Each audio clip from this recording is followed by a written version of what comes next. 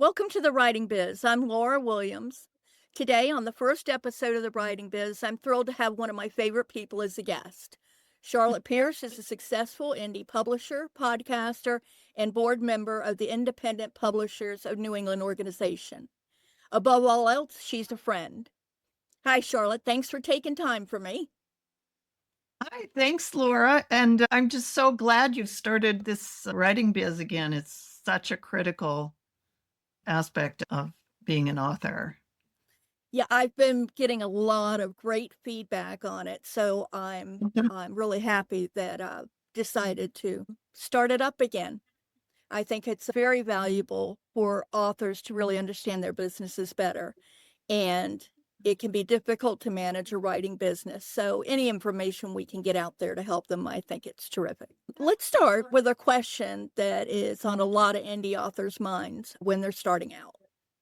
What are the most common business mistakes authors make before they approach a publisher?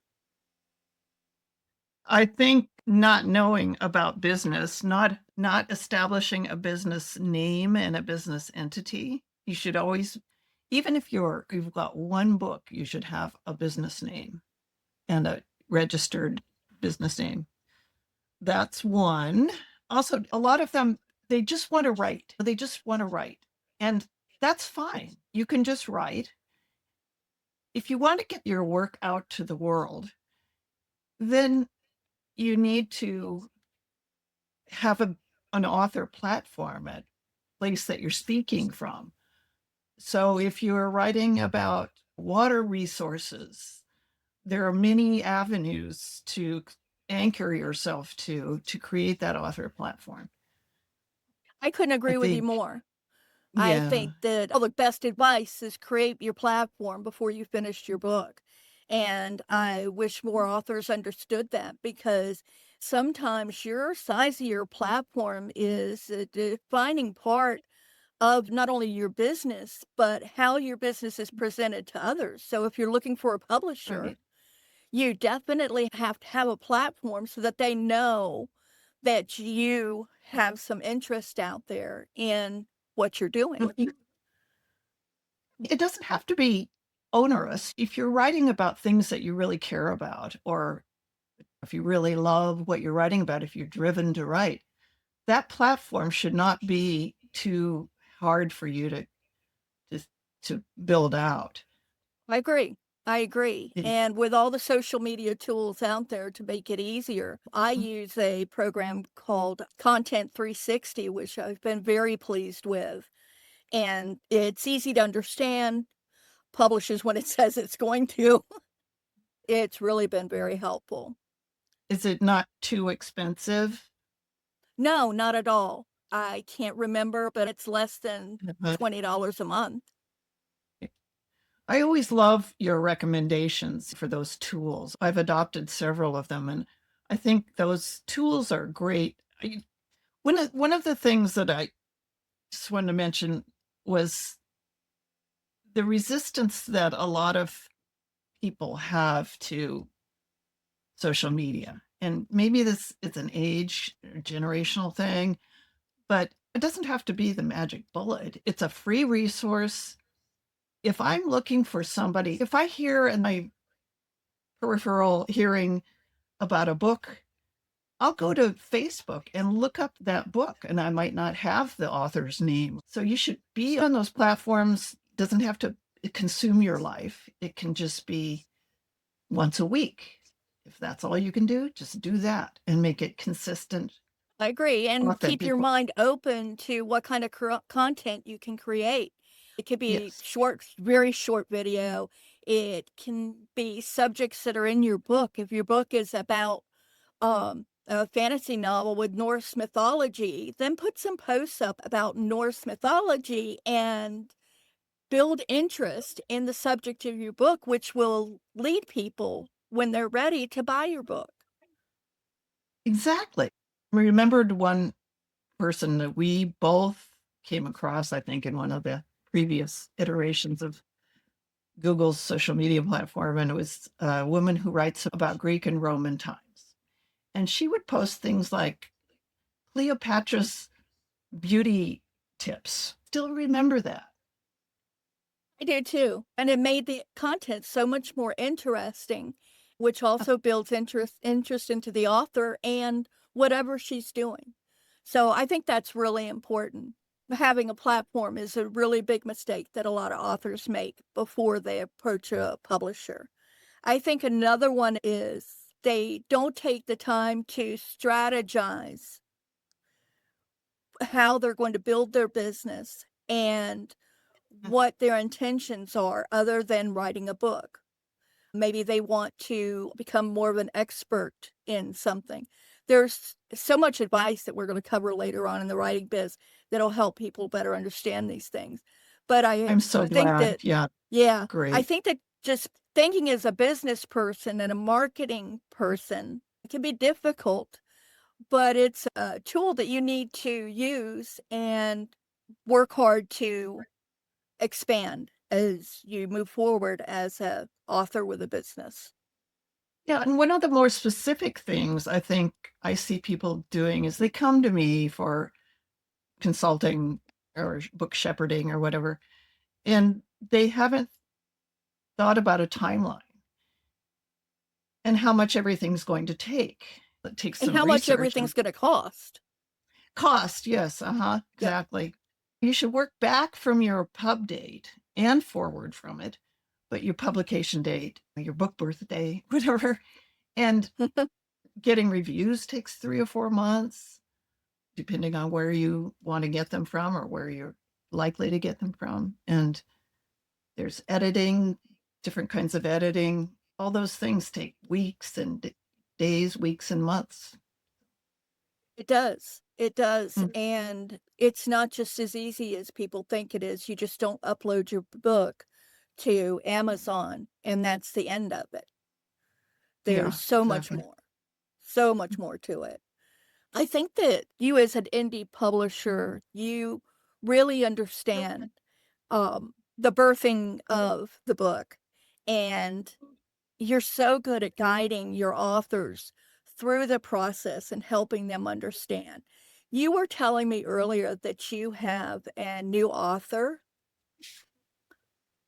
He's the son of immigrants from Ukraine, and I met him through my other Ukrainian connections, publishing connections, and he's written a children's book. And I thought this kid is he's going to last a few weeks and maybe dabble around in it. But he is so focused and it's so rewarding. And I actually learn a lot from him and from his process of writing. But like I was saying, they started with the illustrations, and that's really not how you do a children's book. Normally, you have an idea of the illustrations you want, but he had them done, and now we're having to backtrack and start from the beginning. But I am so impressed with his just, he's really remarkable. I think it's wonderful that you've acquired another Ukrainian author. I know that the work you've done with Oleg Varetsky has been exceptional. Your Kickstarter was amazing. I was really inspired. You know, we've done a couple Kickstarters around that. One, the first one was for the editing and translation of the first book in his trilogy, in Oleg Varetsky's trilogy. And that was successful. It took, that's pretty much a flat out full time job to run a Kickstarter. But the second one, the audiobook, which is now it's a full cast immersive audiobook done by Page Vox Studios in Vermont, that was funded in 3 days.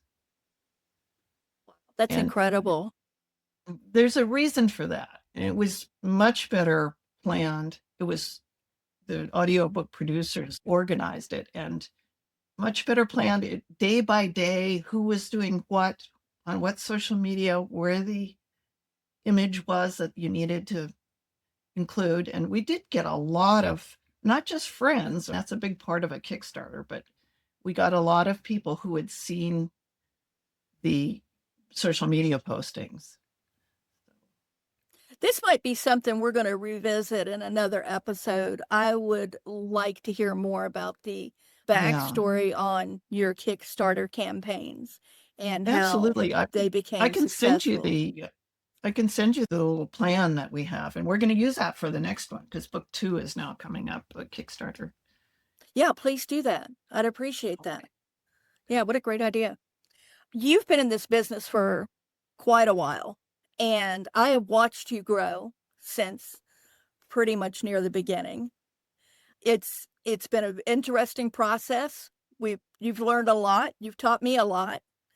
And I'd like to know that as a indie publisher, what do you find to be the greatest struggles in your business? Yeah. Well, I'm a collaborative publisher, so I select authors and people to work with who will put in labor and elbow grease to make the book happen, and then we work out a equitable financial arrangement from there. But I think keeping track of the finances is really difficult for me, and that's partly because I can't stand doing financial accounting, balancing, all that stuff. I can't stand it. I'd like to make people's dreams come true with their book more than that, but it's so necessary, and I'm trying to make myself do it. That's not the fun part of any business. No, there are people who love it, but so that is one thing. And then I think keeping track of all the changes in the business, the new platforms, AI, how do you use that how do you leverage AI to make your business more efficient? I would never use it for creating content or fiction or nonfiction or whatever. But Yeah, I couldn't agree with that more. I have tried to work into my workflow with this podcast AI tools to help yeah, me because, I have a whole other business that I do. mhm, So my time is limited and I needed to make it as smooth as possible because my client work comes first and I have quite a bit. So I needed to find the best tools that I can. So I am working on that. I have found a lot that have been very helpful and I've found some that I had to just send off on its way. So, but I think that using AI tools to run your business is a real key to success, especially as a solopreneur, because there's so much work involved and you can't learn everything. I just finished absolutely. writing a blog post and I'm going to do a show on what I call learning equity. And that's the time you take to learn new tools and learn about your industry.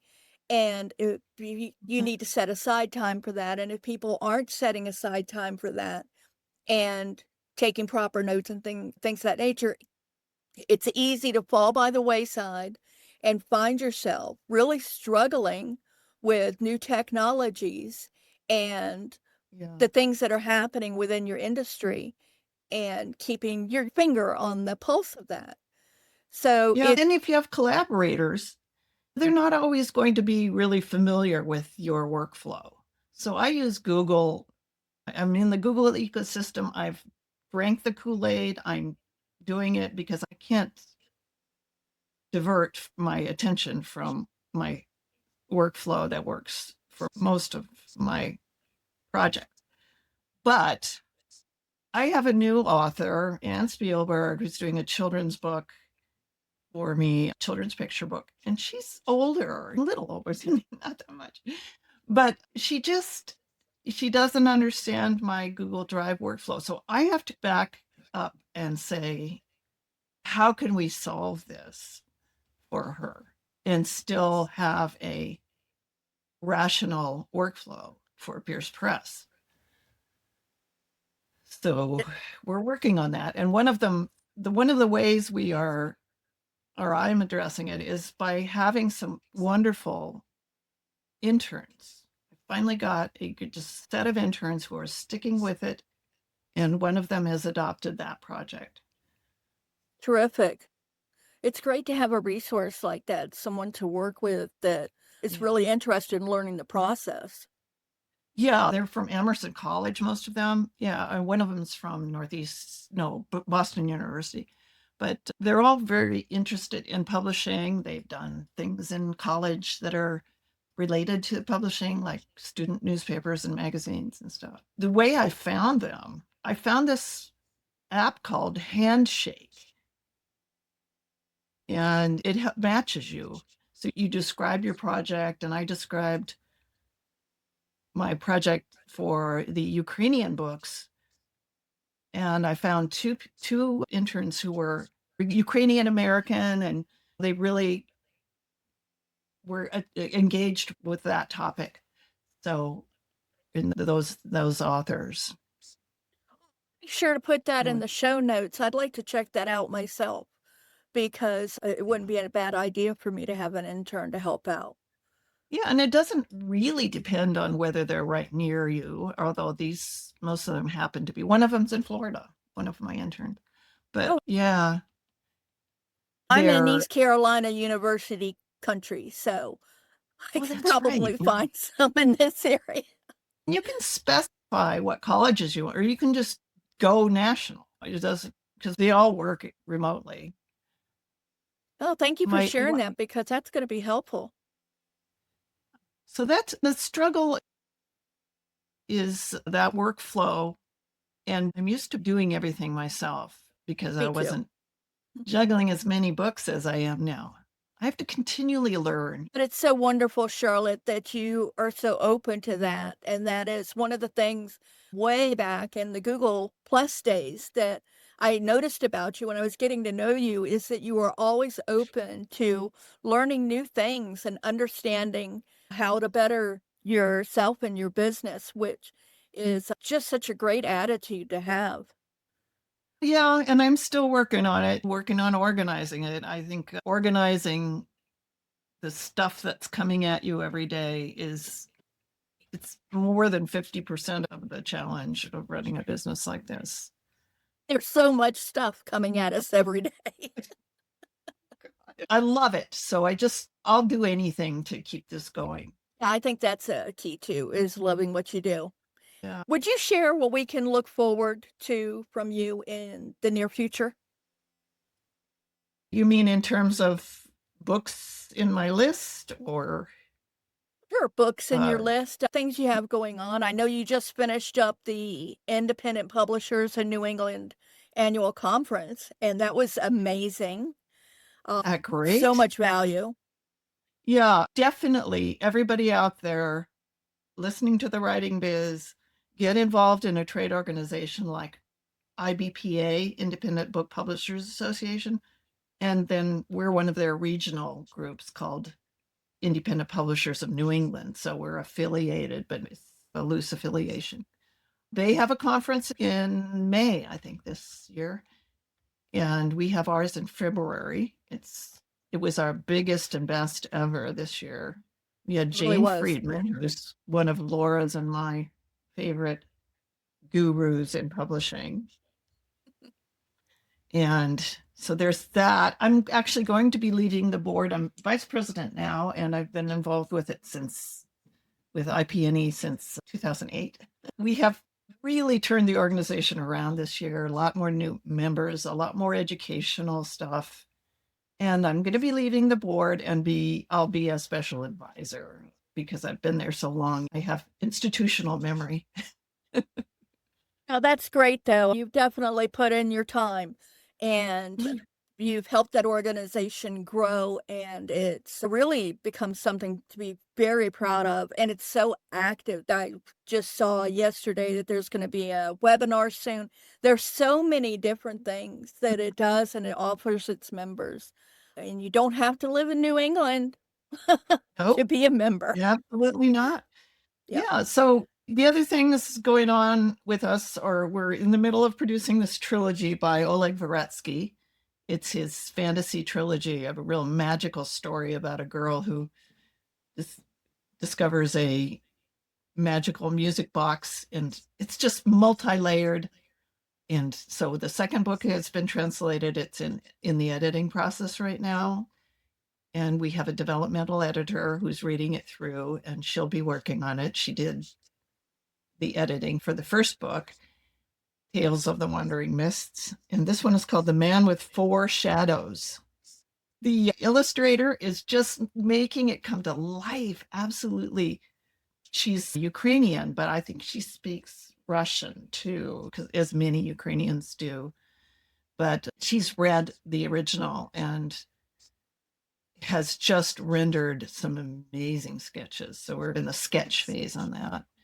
And then the third book is being written by Oleg, who is serving in the Ukrainian military on the front lines as an intelligence officer.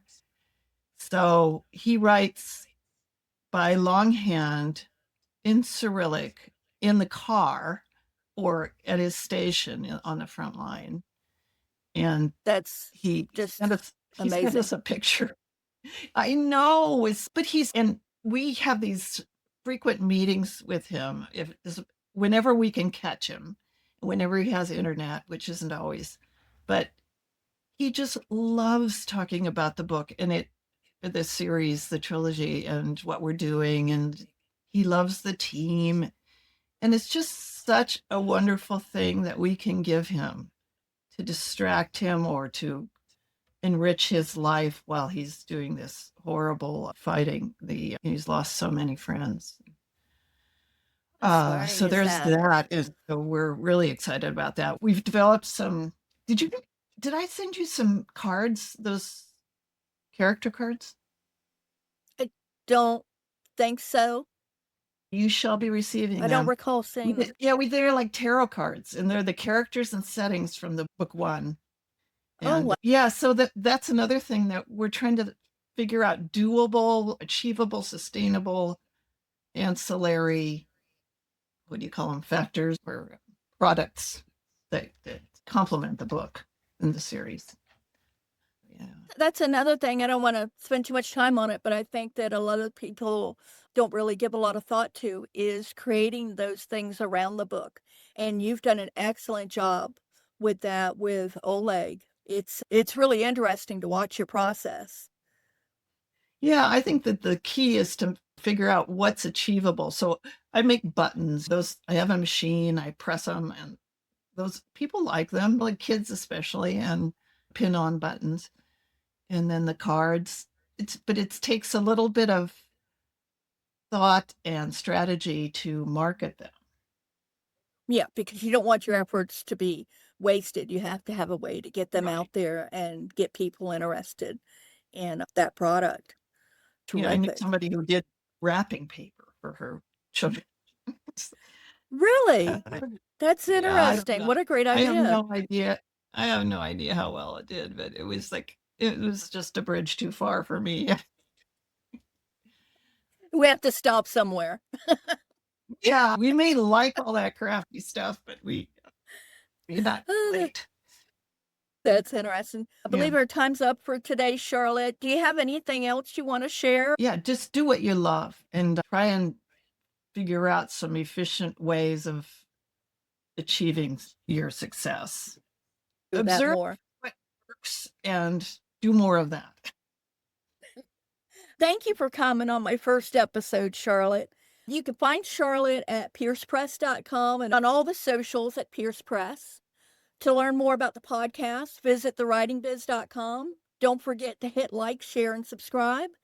And sign up on the website to learn about new episodes and much more. Until next time, take what you learned and put it to work in your own writing biz.